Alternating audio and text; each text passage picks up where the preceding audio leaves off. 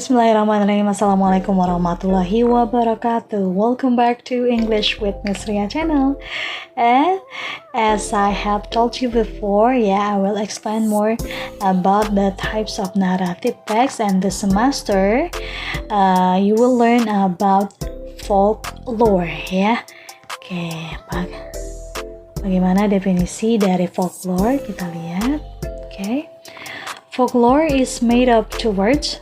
Folk, which means regional people, and lore, which means stories. Therefore, folklore reflects stories told by people in particular region. So folklore can define a population's values, beliefs, and preferred way of life with its literary themes. Okay. Folklore was passed down from earlier generation who told the stories verbally, and each generation would then tell their own children, and these stories became part of culture's tradition. The invention of the printing press allowed these stories to be published and shared with the world. Itu oral tradition. Okay, now let's talk about the types of folklore, of narrative text. Okay, fables and folktales. The first type of folklore is fables and folktales. Okay, traditional stories about common people are the basis for most forms of folklore. That's right. These folktales typically involve a person or animal learning a valuable lesson by obeying, or in most cases, not obeying cultural rules. Okay, the second type is fairy tales. Who doesn't know fairy tales? Everyone will know fairy tales. Of course.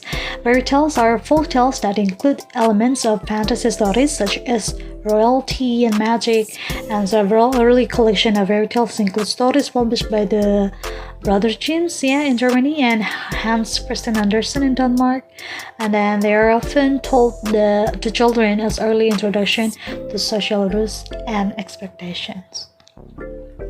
Okay, mythology.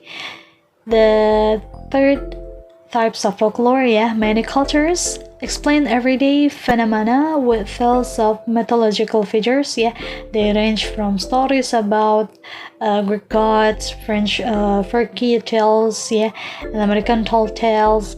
You will typically find legendary characters doing extraordinary things in these types of folk tales. Okay, and then this is the four types. And the next types is folk song. So in cultures often put their stories from folklore to traditional music. So they range from everyday stories of common folk to heroic tales told in ballad form. And then folk dance. If you ever been to a cultural festival or wedding, you've probably seen a folk dance. They are traditional dances taught to each new generation in a specific culture, and then these dances often require large groups of people and are performed at community gatherings and special events. And then the last is proverbs. Now, proverbs are one or two sentence expressions that reinforce society's morals and belief, and they are meant to guide behavior within a culture. And then some cultures use proverbs as adages, or maxims, something like that. Okay, next is folk art. Art created in a traditional medium, by ordinary people is folk art. So these artists are not professionally trained, but instead rely on traditions passed down by folk artists before them. The items they create can be displayed as artwork or used for everyday purposes. Okay, that's all the types of folklore of narrative text. What about folklore of Indonesia? Let's check this one out. Folklore of Indonesia is known in Indonesian as dongeng, or tale, atau cerita rakyat. Or some people say that people's story or folklore, And then it refers to any folklore found in Indonesia, of course. Its origins are probably an oral culture with a range of stories of heroes associated with wayang and other forms of theater transmitted outside of a written culture. And then folklore in Indonesia are closely connected with mythology. Ya, mitos gitu, yang berbau mitos ya. Okay, then list of Indonesian folklore. Let's have a look, yeah. The first type is tales, the story of the struggle of a common protagonist to finally achieve happiness despite facing many problems, For example, Sandande Lumut, Bawang Putih Bawang Merah, Cakatarup, Timun Mas, Roro Mendut, Putri Tangguk, dan Calon Arang, dan masih banyak lagi. And then the second types,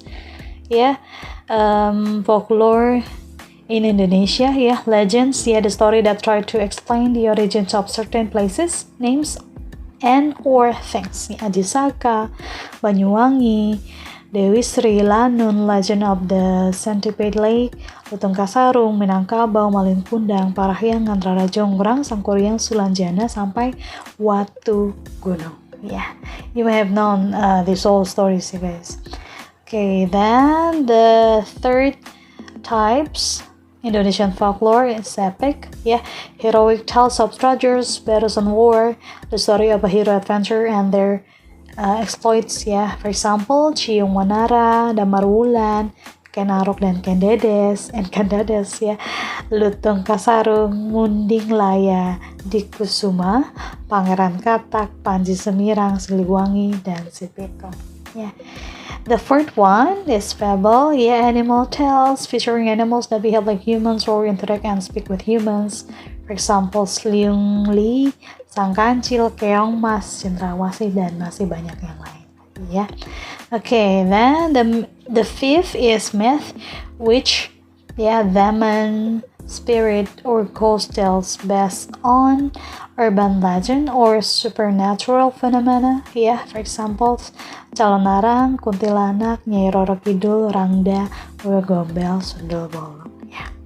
That's the myth story Indonesian folklore. Examples. Sampai di situ dulu penjelasan saya about folklore this time. You may have seen or read the sources that I have taken from the internet. And then thank you so much for paying attention to this material. And after this, you will watch the third video. I will show you a video of Indonesian folklore. And it is our local content, from Central Kalimantan. So let's meet again in the next video. Thank you for watching. Assalamualaikum.